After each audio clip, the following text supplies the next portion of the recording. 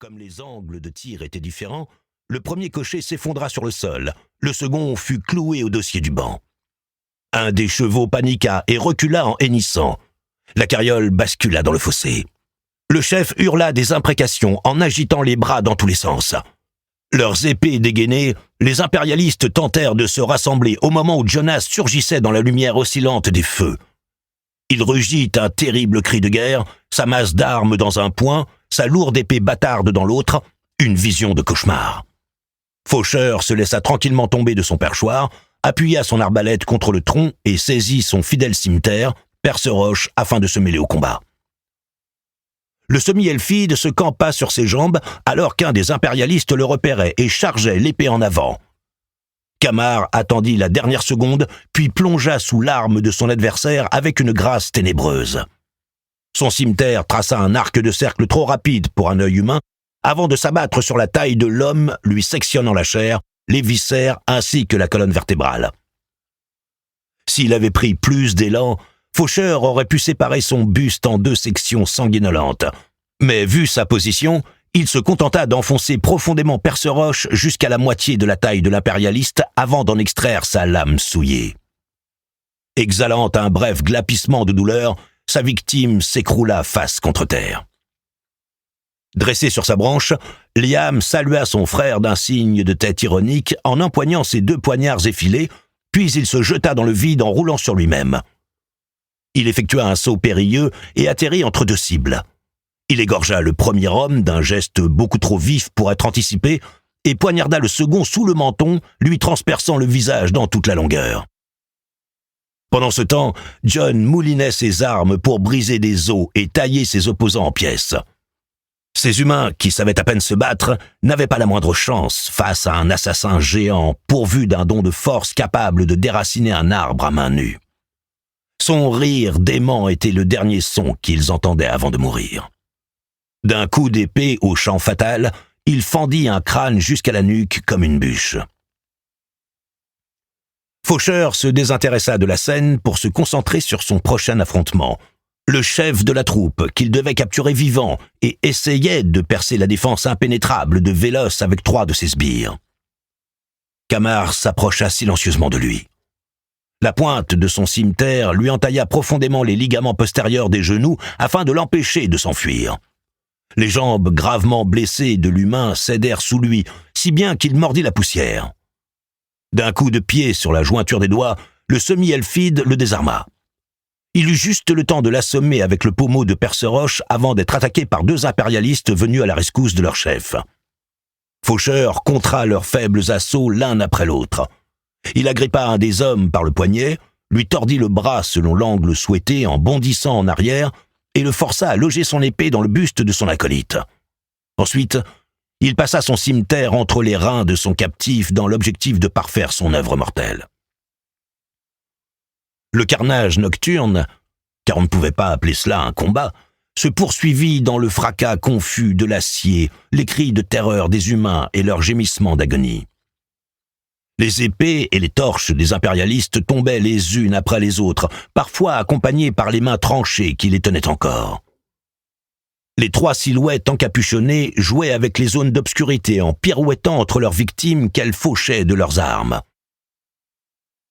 Comme toujours, les ombres supérieures ne firent pas de quartier. Un jeune humain terrifié fit une tentative de fuite peu discrète. Haletant, il sauta avec maladresse au-dessus du tronc d'arbre renversé. Camar siffla puissamment, attirant l'attention de ses 2 maîtres. « Vélos, fugitif au nord-ouest !» À peine avait-il achevé sa phrase que Liam bondissait déjà sur le tronc en faisant jaillir dans sa main gantée une étoile de mort métallique hérissée de pics, le projectile adapté à la situation. Avec une expression concentrée, il prit son temps pour viser dans la pénombre.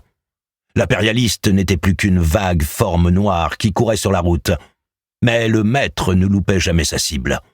Et en effet, l'étoile de mort siffla dans la nuit en tournoyant et s'encastra dans la nuque du fuyard qui s'étala raide mort à terre. Lorsque Vélos fit volte-face, il ne restait plus debout qu'un homme encerclé par 2 ombres en cuirasse rouge et noire. Le prisonnier lâcha son épée d'une main tremblante et leva les bras en évidence en balbutiant qu'il se rendait. Jonas lui adressa une exclamation de mépris et brandit sa masse dont les pointes en acier étaient recouvertes de lambeaux de chair. « Summer, baisse ton arme !» intervint le haut maître en elfique. « Faucheur, fais pas chier! On en a déjà un vivant !» protesta John en désignant le chef évanoui avec son épée, son mouvement expéditif trahissant sa frustration. Il ressemblait à un enfant déconfit à qui on aurait refusé une dernière sucrerie. Camar tourna lentement la tête vers lui et le transperça de son regard si particulier.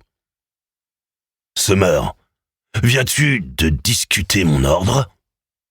répliqua-t-il d'un ton placide qui n'augurait rien de bon. Piteux, Jonas s'empressa de secouer la tête en contemplant ses bottes. Il avait beau mesurer une tête de plus que son supérieur et peser bien plus lourd que lui, il n'était pas assez dérangé pour s'opposer au meilleur assassin de la confrérie. Son don de force ne se révélerait pas d'une grande utilité si Faucheur décidait de lui inculquer une petite leçon de discipline improvisée. Comparé à lui, le haut maître était trop agile, trop rapide et trop imprévisible. « Véloce, attache les prisonniers. Summer, tu sais ce que tu as à faire. » Ronchonnant dans son foulard, le colosse s'éloigna pour aller ramasser sa hache et décapiter les cadavres un à un. Chaque tête de criminel leur rapporterait 500 septrions. Il disposerait les corps mutilés en cercle au milieu de la route, avec au centre une unique rose noire. Un message éloquent pour Mégérène Alori de la part de la Ligue mercantile, avec les compliments de la Guilde des Ombres. Dans le contrat, les marchandeurs leur avaient laissé le champ libre sur la mise en scène, et Faucheur ne manquait pas d'imagination lorsqu'il s'agissait de créer des œuvres macabres, grandeur nature. Camar pointa Perceroche vers la gorge de l'impérialiste, pendant que Liam lui ligotait les poignets dans le dos à l'aide d'une corde. 2 prisonniers valaient mieux qu'un. Il les livrerait à la Ligue mercantile, avec les têtes coupées des 18 autres dans des sacs en toile de jute. Les marchandeurs disposaient de bourreaux à leur service. Ces 2-là endureraient sans doute un sort pire que la mort, mais Faucheur était indifférent à ce détail. La compassion était contre-productive chez les assassins. Comme toujours, ce genre de combat sanglant avait éveillé ses 2 autres appétits, la faim et le sexe. L'image de Sanguine descendant les marches du baptistère nu s'invita dans son esprit. En moins de 10 secondes, il avait mémorisé chaque courbe ivoirine de son corps prometteur, sculpté par des années d'entraînement intensif. La cambrure provocante de son dos caressé par la pointe mouillée de ses boucles rubis, le balancement souple de ses hanches, son petit fessier rebondi en forme de cœur, ses seins fermes qui tiendraient idéalement dans ses mains. Un vrai ravissement pour ses yeux connaisseurs. Son ancienne apprentie était devenue superbe. Dans des circonstances différentes, si elle avait déjà été sienne en l'occurrence, il l'aurait prise plusieurs fois dans le sanctuaire pour célébrer son baptême de sang en beauté. Au milieu du bassin, en travers des marches, debout contre une colonne, sur l'autel de la mort. Il sentait qu'elle avait beaucoup de potentiel dans ce domaine.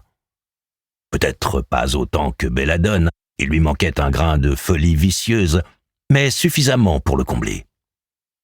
« Montre-moi comment faire. Enseigne-moi le plaisir. Je serai une élève attentive. J'apprendrai à te satisfaire. Je te laisserai me faire tout ce que tu veux, promis. » Il se projetait sans peine. Il l'initierait volontiers à la luxure, afin de finaliser sa formation et la transformer en femme à tous les niveaux. Une fois qu'elle aurait accepté son offre d'être sa concubine, évidemment. « Divine mère, 15 secondes !» soupira Liam en lui lançant un regard contrarié par-dessus l'épaule de leur prisonnier, interrompant ses pensées impures. « Quel est ton secret pour anticiper l'enchaînement des événements de façon si précise ?»« Calcul, expérience et instinct. Je devrais vraiment arrêter de parier contre toi. Je perds systématiquement.